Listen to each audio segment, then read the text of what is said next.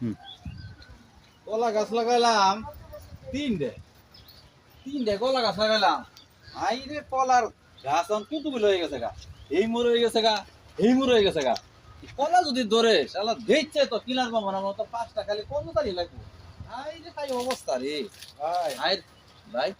আমরা কলা বাগানটা করছুন খেত তারা ভরট করে হাইরা ওইটা আপনাদের করছুন আপনি কতটুকু লাভবান আপনাকে এটা বোঝাইতে পারেন আমারে, কারণ এই কলা বাগানের পিছিয়ে আপনি প্রত্যেকদিন শ্রম দেন খাওয়ান সেইটা 7 দিন 20 দিন এটার পিছিয়ে কেডা নেগা কাটিয়া আপনি খাওয়া থেকে পাহারা দিন এনে তো আপনি হাজিরা যাইতেছে। আর ধান খেতে সারা বছর একবার কি চাষ হয়েছুন পাইছুন আপনি গপ করুন না ধানের সাথে কি এই তুলনা আছে? আরে মে হনে নাম নয়েছেন বোকা মানুষ।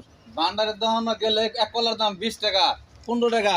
আপনি দেখেন এইটুক জায়গার ভিতরে আমার কয়টা কলা গাছ হয়েছে, আর একটা করে সরি আমি হিসাব করেন, একটা করে সরি যদি আমি 1000 টাকা বেশি তাহলে 20টা গাছ আছে 20,000 টাকা। আপনি ধান লাগালে কয় হাজার টাকা পাবেন? আমরা শরীর চিন্তা করতেছি শরীর হইব একটা ব্যক্তি একেবারে হইব যতদিন ছিঁড়ে আলে একটার পর একটা হইব ততদিন তো আপনার কারণ লাগবো এটার পিছনে কারণ তখন লাগবো। তারপরও ভালো আছে, আর ধান লাগাইলে পাকিয়ে খা সুসা পানি চলে যা।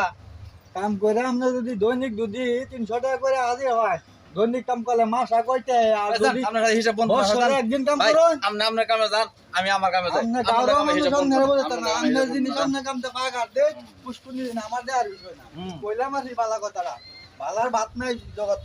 হ্যাঁ আপনারা আর বালা মন্দ করবে